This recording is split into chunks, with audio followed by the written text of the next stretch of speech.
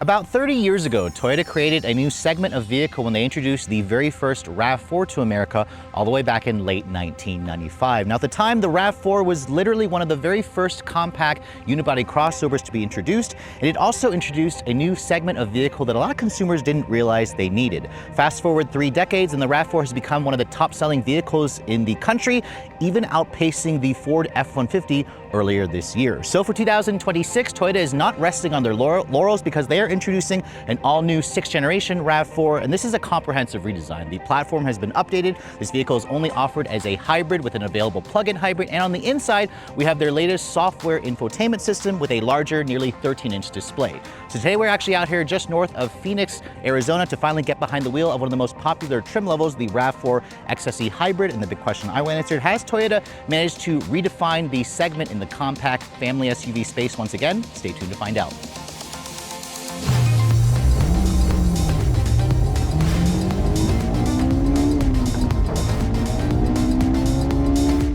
Now, before we get into the all-new sheet metal for this 6th generation Toyota RAV4, I thought I'd remind you guys what's going on underneath the hood. Now, just like the redesigned Toyota Camry that Toyota introduced a little over a year ago, the company is going all in on hybrid technology because they have completely dropped the base gas-only engine from the previous generation. The base engine is now their latest 5th generation hybrid Synergy drive, which combines a naturally aspirated 2.5-liter gasoline direct injection 4-cylinder that runs on the Atkinson cycle, part of their Dynamic Force engine family.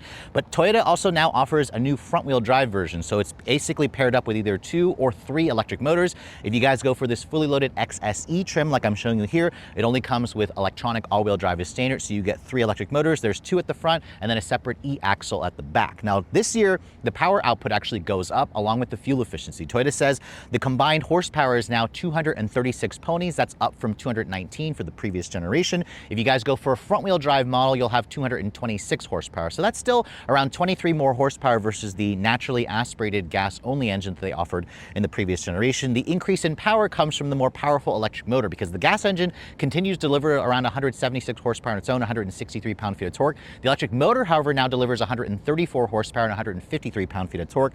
So again, that's where you get the combine of 236. The lithium-ion battery pack is around 1.02 kilowatt hours, so it's technically a little smaller versus the previous generation, but despite that, Toyota says the efficiency has gone up. If you guys go for a front-wheel drive model, this vehicle will actually get up to 48 mpg in the city, around 44 combined. This XSE all-wheel drive is rated at 45 in the city, 39 on the highway. That's about 42 combined. That's a 3 mpg improvement versus the previous generation. When you combine that with its 14.5-gallon fuel tank, you're looking at over 600 miles of range on a full tank. Now, Toyota didn't quote a 0 to 60 time. We'll try it out when we get the vehicle out on the road. I estimate it'll be right under 7 seconds. I also estimate the top speed is right around 130-ish miles an hour. Now, if you guys plan to tow, the new RAV4 tows more this year, up to 3,500 pounds if you guys go for an all-wheel drive version, 1,750 if you guys go for a front-wheel drive model. And despite the fact that this vehicle, is all new, it's got more sound deadening, more technology, the weight has been kept in check at around 3,875 pounds. It's only around 100 pounds heavier versus the previous generation. Keep in mind, if you guys want more power in the XSE,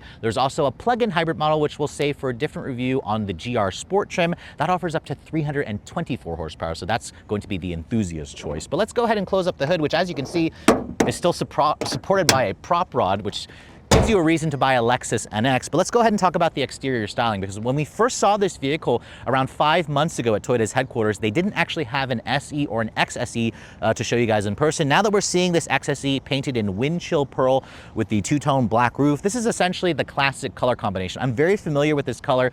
I see a lot of them out on the road. In fact, my parents actually own a 2022 model year when it first came out with the refreshed body lines. You can see the paint has a beautiful metallic fleck to it. The front fascia also has Toyota's latest design cues here with this kind of raised up Toyota logo that almost looks like it's illuminated. I actually think it might be illuminated because it's got a completely new design. The hammerhead headlights, you can see, look very distinctive. The XSE trim has an upgraded projector style LED with LED turn signals, LED daytime running lights, LED projector low and high beams, and you also have this kind of accent light here that also includes and a little LED accent light, which is not the case on all the trims. Some of the trims will have a completely different front fascia, and when you combine it with the gloss black accents, this kind of interesting looking grille with the hexagonal pattern there with some functional openings. This model also comes standard with a 360 camera. Toyota used to make you pay extra for that, but it's actually standard now on the XSE trim. And overall, let me know in the comment section below what you guys think of the design. I think this model looks very instantly recognizable as a RAV, but it also borrows a lot of cues here from the latest Toyota products, especially when you look at their new headlight design. Moving around the side profile, being built off of the TNGA-K architecture, it's been updated this year with more structural adhesive. Toyota says it's a little bit stronger and safer, but the dimensions are also unchanged. It rides on the same 105.9-inch wheelbase, and its overall length is 181 inches long. It's literally the same length and same wheelbase as the previous generation. Toyota did make it a smidge lower and a little bit wider, however. Keep in mind, if you guys look at some different trims, the GR Sport, for example, will actually have bumpers that extend the overall length by around 2 inches. You can see this XSE also includes an upgraded 20-inch alloy wheel that's standard. In fact, if you guys remember the previous generation, the max size wheel that you could get on an XSE was an 18-inch wheel if you went for the non-plug-in hybrid model. This 20 has like a gloss black multiple spoke design. It's riding on a wider 235 by 50 R20 Toyo Open Country all-season tire. You can see the brakes are 12.1 inch diameter at the front, 11.1 at the rear. So the same size brakes as the previous generation. It still has an all-independent suspension that's been tweaked. Toyota says that if you want an even sportier RAV, the GR Sport has its own specific tuning. You can see the gloss black fenders. These are the narrow fenders. Toyota also offers a wider fender on other trims. But overall, you have around 8.1 inches of ground clearance for this vehicle, which technically went down versus the prior generation, which offered around 8.6. The Woodland trim, which we'll show you a separate review on, has around 8.5 inches of ground clearance. But overall, this two-tone look here with the gloss black, the windshield pearl, the black roof, the black side mirrors, of course. These are not power folding, sadly. Toyota still does not offer power folding mirrors, but you do have a 360 camera, integrated turn signals, of course. And then with the XSE trim, all the chrome is kind of blacked out. I like these low profile black roof rails, and the panoramic sunroof is now is available on this trim. It's part of an extra charge package. It's standard if you guys go for the limited. You can also get the pano roof on the XLE premium trim, which I believe is an upgrade from the previous generation. Now over here's the fuel tank door. If you guys go for a plug-in hybrid, the charge port will actually be on the front fender. And then looking at the rear, this is where a lot of people said that the new RAV kind of reminds them of the Nissan Rogue mixed in with the prior 4th generation model. I definitely see that, but it also still has that boxy upright profile. The taillights are full LEDs, and they're actually full LEDs on all the trims of the RAV. Previously, there was like an LED combination. I also really like this kind of vertical slat textured look that kind of creates a 3-dimensional effect with the taillights when they're actually illuminated. That two-tone look also comes back to the rear here, where the RAV4, or the upper portion of the taillight in the RAV, is kind of blacked out. It's got a really tiny Toyota logo there. A lot of competitors have gone bigger with the logo, so it's interesting Toyota has gone smaller. And you can see I also love the black badging. There's that new HEV with their Beyond Zero badge there. The all-wheel drive lets you know that it's all-wheel drive, obviously. And then the XSE badge is right there. It's also blacked out. It's a very tasteful amount of badging. The rear bumper also has kind of some gloss gray with a more aggressive diffuser. You have integrated parking sensors. The one thing Toyota did remove, however, are the dual chrome exhaust outlets from the previous generation. I really am sad to see those go away, especially when you look at the GR Sport. We'll show you guys a separate video there, of course, on that. The rear spoiler is also nicely integrated back here. It's not too large like on the GR Sport. I would have liked to see Toyota tuck this rear wiper underneath here, but you have, again, that third brake light integrated there. And then in terms of a power liftgate, this is also foot activated. It's standard on this trim, optional on the base LE trim where you have to go to the XSE. In terms of the cargo, the similar size and dimension means that you have similar cargo figures. Toyota says you have around 37.8 cubic feet of storage space with the seats up. You can see my test car has this optional rubberized floor mat. If you look under the floor here, you can see there's also a temporary spare with additional storage there, so that's a nice touch. If you want to fold down the seats, there's no release lever back here, but you can kind of just reach in and then push that seat forward. You can see when that seat folds down, Toyota says you have a maximum of 70.4 cubic feet of storage space, which is actually just under a cubic feet more versus the prior generation, so that's a nice touch. This is still very usable, but just keep in mind if you're looking at some competitors like the CR-V, for example, it does offer a little bit more cargo space. And also keep in mind if you go for the plug-in hybrid of this, it'll reduce the cargo between 4 to 6 cubic feet. So the exterior of the 2026 RAV4 has been completely redone, but this is also where Toyota made some big improvements on the inside, because the previous generation was still a great place to spend time, although it was starting to lag a little bit in terms of technology. As you can see, the inside of this XSE trim is only available with this black mixed media interior. So this is a combination of a suede Alcantara with a soft text material, which is a leatherette. It also has some contrast blue stitching.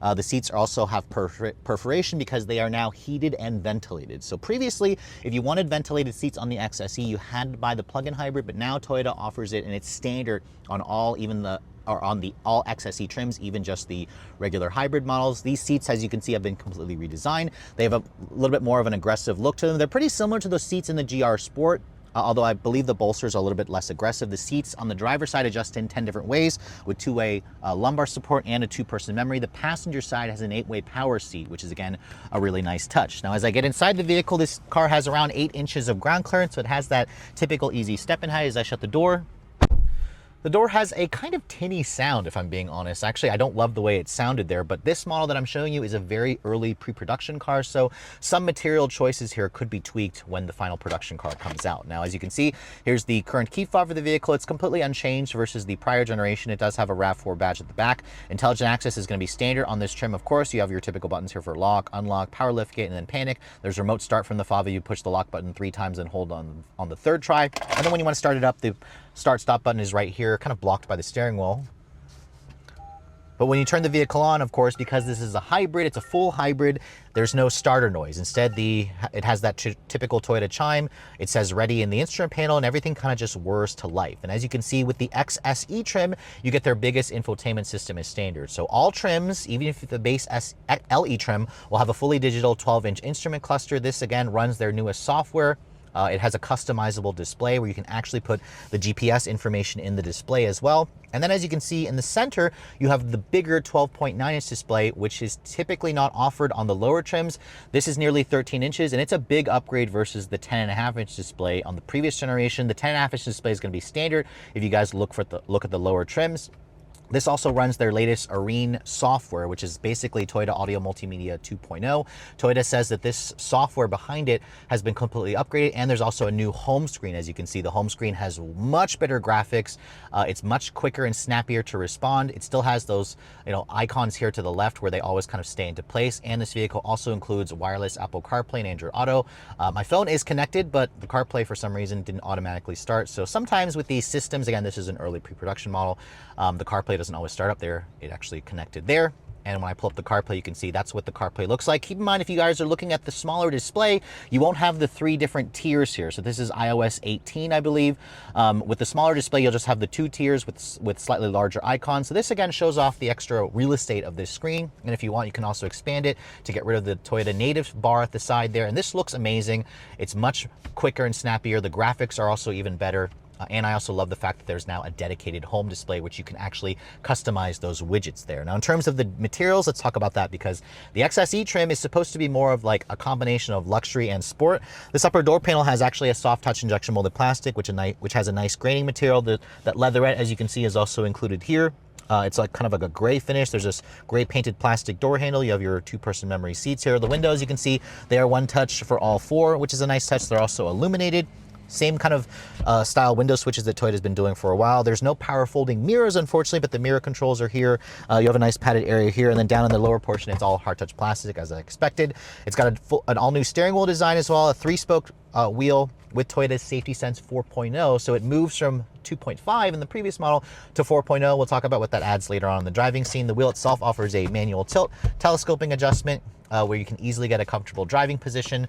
No paddles on the wheel. That's included on the GR Sport, and it's optional on the plug-in hybrid version of the RAV. The horn, I don't love the way it sounds. It sounds a little puny, but that's something that you could potentially change in the aftermarket. The instrument panel, you can see, has a floating style display as opposed to kind of being inset inward like the previous model. And then if you're looking for a head-up display, it's not offered on this trim. On the Limited, it is available. And if you guys go for the XSE plug-in hybrid, you can get a head-up display. This upper portion of the dash, unfortunately, is a very cheap feeling scratchy hard plastic. It also has kind of like this matte gray plastic here. There is a nice little shelf here. And then thankfully, this is the same leatherette soft text from the door panel carried over here, where this is nice and padded. This graining material feels a little bit better than this cheap, scratchy one here, but it's also still hard touch plastic. And then the air vents, you can see, are very traditional.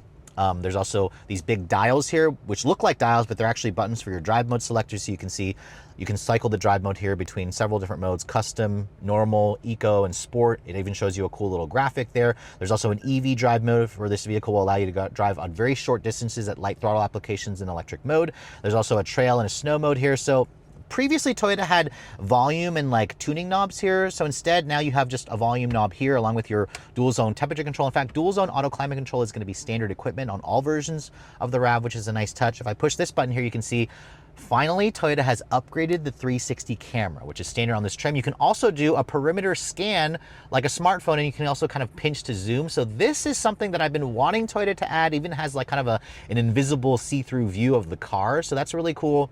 Finally, a more useful 360 camera. Again, it is standard on this trim over here. Now, there is one wireless charging pad over here on the driver's side. If you go for the limited hybrid only trim, you'll get a second wireless charging pad for the passenger. That's the only trim to get that. This model also has the upgraded 45-watt dual USB-C charging ports here, along with a nice little storage mat here where this is kind of rubberized so your stuff doesn't fly around. The XSE also includes this toggle to control the eCVT.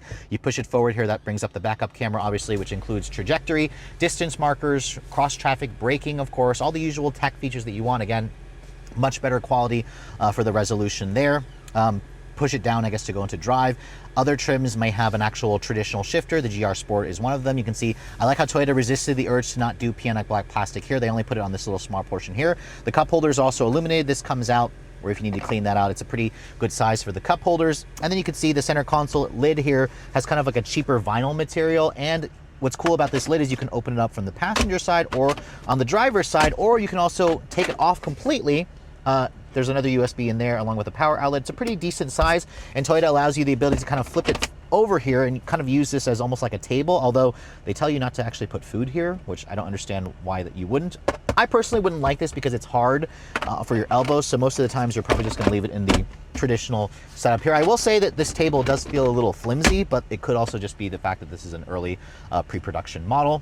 The seats, like I mentioned earlier, covered in suede Alcantara material, which is nice. The heat and ventilation function is now located in the screen itself as opposed to having a separate hard button. There's also an auto button, which is a nice touch. The cool function works pretty well, which is going to be very useful in the hot Arizona sun like today.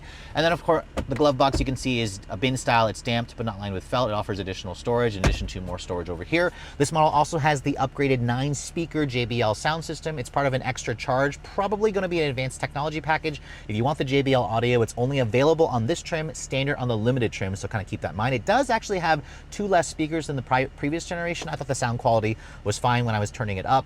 But overall, you know, from the new software to the larger displays to this kind of much more modern looking interior, it still very much feels like the previous generation RAV, but I think with the new software here, which I'm going to spend more time with this software at some point for a full week, but I like the fact that the graphics are better, the screen is bigger, it's much quicker and snappier, and I like the fact that it now has a customizable home display. But above me, you can see there is a panoramic sunroof. Almost forgot to mention that. It does have a retractable shade where you can open and close that. If you want to open the sunroof completely, it tilts, and it also opens up just over the 2 front seat areas. So this is going to be an extra a la carte option on the XSE, standard if you guys go for the limited. Again, some competitors like the CR-V, for example, don't even offer a pano roof. And then in terms of headroom, there's actually pretty good, like maybe 3 inches of additional clearance for somebody my height at 5'7". Let's go ahead and hop into the back seat area. I can show you guys how the space is like, because people tend to use this car as a family SUV, so that's going to be a really important factor. Now, obviously, with the dimensions staying the same, the back seat also stays pretty much the same as well. Toyota says you still have the same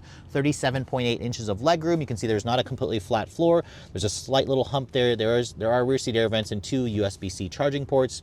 No heated rear seats on this trim. It is available on the limited trim as standard. You do have 2 storage cubbies. And then the seats, I showed you earlier, they do fold down to expand the cargo. Not a completely flat floor. There's a little bit of an incline there, but it does offer a slight recline as well. These seats do not slide forward and back like you will find on some competitors. Now, getting back here, you can see at 5'7", this is essentially my driving position as I shut the door. The door has that same kind of tinny sound to the shut, like the front door. There is the same soft touch materials back here, like in the front. So I'm glad that they carried that over. You have the same soft text over here, padded right here, of course. The window controls, there's still 1 touch back here, which is nice. And then lots of hard touch plastic over here, but there's also additional storage. In terms of armrests, you can see that this folds down and gives you 2 cup holders. The headroom space is actually quite generous for somebody my height. I have maybe a solid 3-4 inches of additional clearance. I can easily get back here, cross my legs and get comfortable, but just keep in mind, I was just in the new Volkswagen Tiguan. That offers about 3 more inches of additional legroom. So while this is definitely still usable for adults, just know if you need more space, some rivals do offer even more backseat space.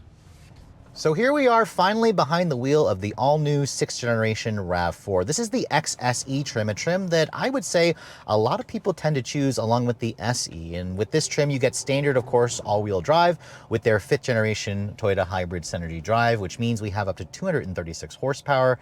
And let's go ahead and see what we can get 0 to 60 wise in this vehicle. Now, to get the best time, you basically have it in sport mode.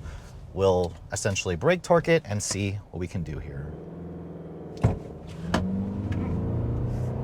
Feels pretty strong off the line.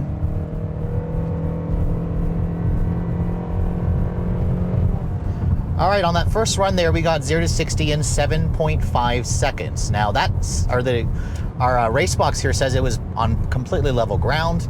Remember, this is a really early first drive. This is a pre-production model. We are sitting also at around 1,500 feet above sea level, so that could affect the time just a little bit. So overall, the last RAV4 hybrid that I tested, the previous generation, the quickest time I got was around 6.8, 6.9 seconds. So kind of keep that in mind. When I get one of these back home for a full week, I'll do a retest on it. We'll do it at sea level. I'll also just be alone in the car by myself. So we'll see if we can get a slightly quicker time there. Now the XSE trim supposedly is also the sportier driving model, although not quite as sporty, of course, as the GR Sport. We're gonna do a separate video on the GR Sport at some point to see what that vehicle is like. But with its retuned suspension, Toyota says they've made this vehicle, they've made the structure a little bit stiffer. They've added more structural adhesive, potentially more sound deadening materials. One of the problems with the old RAV4 was it was pretty noisy. It had a lot of wind noise, a lot of road noise, a lot of engine noise. You do still hear plenty of engine noise in this car. That's kind of always been a trademark with Toyota's hybrid Synergy drive system. It's hooked up to an eCVT, where this transmission is not a traditional CVT, it's an electronic CVT. And it does a really good job at just putting the engine in the meat of its power band. You do, of course, have a more powerful electric motor this year, which offers around 134 horsepower on its own versus 118 in the previous generation. What makes this car so intriguing is the fact that, you know, you can drive this vehicle on electric power alone, and it can do so for very short bursts. It allows you to kind of use the electric power first, where it gives you that instantaneous torque, versus the gas engine coming on all the time. I will say that if you guys are comparing this car to the Honda CR-V hybrid, the CR-V feels noticeably, or sounds noticeably quieter, because it functions primarily more as an electric vehicle first, whereas the Toyota system, the gas engine will come on a lot more. But when it does, you do feel a nice surge of power. Now, the steering in this car is also pretty quick and snappy, although there's not really much in terms of feedback. Unfortunately, we are stuck behind this stupid cement truck behind us, so at some point I'm gonna hope that we can try to get around this thing and try to do a little bit more acceleration runs. But what I do notice is even with these 20-inch wheels, the ride quality is also not terrible. It's got a decent ride quality, it soaks up the bumps nicely, and when we get out on higher speeds again, let's see if we can try to actually notice if it actually feels or is a little bit quieter versus the prior generation. Visibility out of the front and the side and the rear is actually pretty good. This model is lacking the digital camera rearview mirror, which is typically an a la carte option. It's standard if you guys go for the limited trim. But the hood sight line is really good. It's a nice low hood. The view out of the sides is good. This A-pillar is a little thicker than I remember for the previous generation, but it's just something you potentially have to get used to.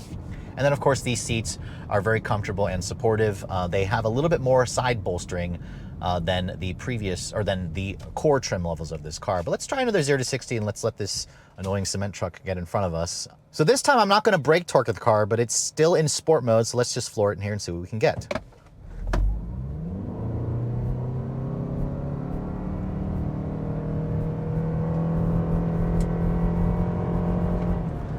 All right, there we got 8 seconds, 0 to 60. So unfortunately, we'll have to wait until we get one back home to see if we can get a slightly quicker time, but that time in the real world should be plenty fast for most people. Remember, the hybrid powertrain is standard. Keep in mind, if you guys look for a front-wheel drive version of this car, you're gonna have around 10 less horsepower, which still offers plenty of power, plenty of efficiency. Speaking of efficiency, this model is rated to get 39 in the city, or I'm sorry, 42 in combined driving, around 45 in the city, 38 on the highway. That's very impressive fuel economy figures. And the old RAV was already at the top of its game. So this new version essentially, raises the bar even higher. Unfortunately, this car is barely broken in with only 219 miles on it, so we're not going to be able to do a final fuel or a fuel economy test right now, but at some point we'll have one for a week and and we can talk about that later on. The previous generation would easily do over 40 miles to the gallon without even trying. And when you factor in that 14.5 gallon fuel tank, 600 miles of range should be possible. That is also on regular grade fuel, which is also a really impressive and nice feature about this car. Now, we're technically not supposed to take this model off-road, but as you can see, we had a pretty torrential downpour yesterday here in this area of Arizona. So the road's a little bit washed out, but of course, this car has their all-wheel drive system, which is an electronic on-demand system where basically the rear axle is powered by that electric motor that delivers around 89 foot-pounds of torque on its own. There's also a bunch of cows in the middle of the road here. Hello. Welcome to Arizona, where there's just cows randomly. Use the puny horn at them. Wow, they actually looked right at us. They're like, well, we're not moving. Yeah, For your I was like, horn. I was like, maybe I'll just. Oh. Yes, that's. There we go. There we go. Come on, Betsy. Excuse us, cows. Thank you.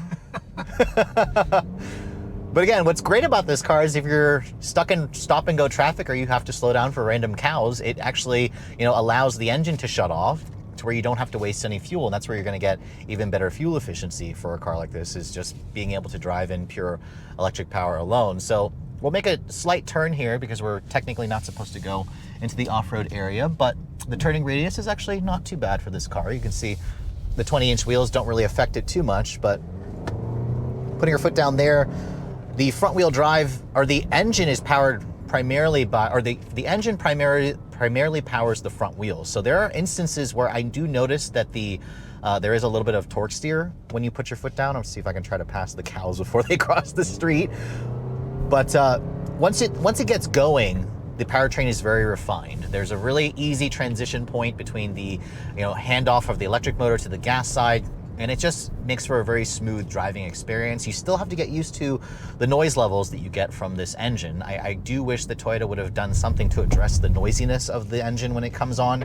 But at the same time, most people won't be pushing the engine as hard as I do. I do it for demonstration purposes, obviously. But it's just a really easy car to drive, easy car to live with. I think a lot of people are going to essentially be looking at this car when you're trying to trade in your old model, and it's going to feel like home, from the larger infotainment display to the new Toyota Safety Sense 4.0 to just the much more refined feel. It definitely also sounds a little quieter in this car. If you can get past the engine noise, I am noticing less road noise and less wind noise into the cabin. So that should help in terms of highway driving for this vehicle, because a lot of people tend to drive this as their only car, and that's kind of where I noticed there was a lot of wind noise in the previous generation. So this is definitely going to improve that nicely. But overall, from a driving perspective, the XSE still very much feels soft. The steering doesn't offer much feedback. The suspension feels nice and soft as well, which gives you a good ride quality. The seats feel a little bit more aggressively bolstered, but if you plan to use this as a daily driver, and you're concerned that the XSE might be too harsh, it's gonna honestly feel pretty similar to a lot of the core grades. And if you are looking for a RAV4 that's going to be even more enthusiastic, more dynamic, that's where the GR Sport comes into play. So I'll be looking forward to sharing my impressions of that when we hop into that vehicle later on. But overall, what this new version essentially does is it just takes everything we liked from the previous model and just adds a little bit more refinement, adds a little more quietness, and adds a nice improvement in terms of technology. So the Toyota RAV4 has been the best-selling vehicle in the compact mainstream family SUV segment for over a decade now. And in fact, last year, Toyota managed to sell a little over 475,000 units, which is kind of crazy to think they sold that many. This car actually outsold the Ford F-150, a vehicle that Ford has typically always dominated and held the sales crown, so it's crazy to think that an SUV like this has overtaken a pickup truck, but it's pretty easy to see why, because after spending the day in the fully loaded XSE hybrid trim, I expect this model and the SE to be one of the top trims that Toyota will eventually sell for this model. There's a lot to like about this new RAV, because to be honest, the current generation RAV4 was already still at the top of its game, despite the fact that it came out back in 2018 as a 2019 model.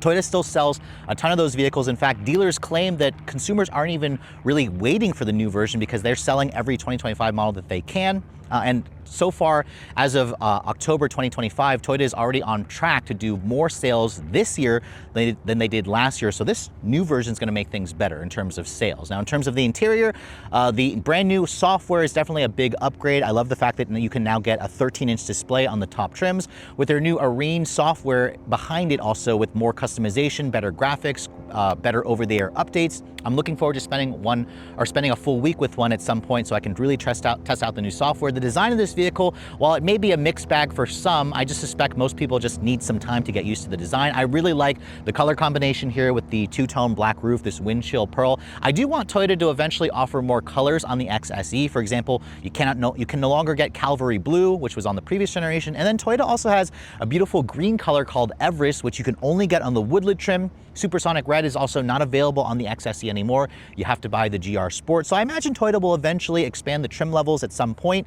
But also keep in mind, if you're planning to use this as a family vehicle, while the RAV4 is certainly practical, some competitors offer a little bit more interior space, but no other rival really offers just as much flexibility and choices that Toyota offers. And I think that's one of the reasons why the RAV4 is such a popular vehicle with consumers. Now, if you're looking to get your hands on the brand new RAV4, Toyota hasn't announced final pricing, at least as of this filming. The company says that you can expect to find these on dealer lots in December, so you're gonna have to wait a couple more months. And they did promise that the base price for an LE trim with front-wheel drive is going to start in the low $30,000 range, which is a nice decrease because the current model starts at around $32,800 for a hybrid, which comes standard with all-wheel drive.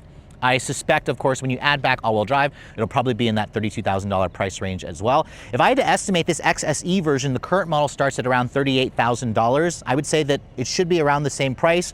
With the options that this model has here, I would probably estimate an as-tested price of around $46,000, $45,000 perhaps. It really depends on how much Toyota is going to increase the price because there is a lot more technology, features, power. The interior is also quieter, and while it doesn't have the same luxurious feel as some rivals, I'd argue that it feels very utilitarian. It offers enough space for most people, and it's going to continue to keep customers flocking into dealerships because this model, again, is just so incredibly well-rounded, while it's also paired up with Toyota's legendary reputation for reliability and quality. But with all that said, hope you guys have enjoyed my very detailed overview on the brand new 2026 Toyota RAV4 and the XSE hybrid trim. If you're also looking to see the latest cars I'm testing, be sure to follow me on Instagram at redline_reviews, like us on Facebook, and as always, guys, please keep subscribing to the Redline Reviews YouTube channel for all the latest reviews. Thank you so much for watching. I'll catch you all in the next video.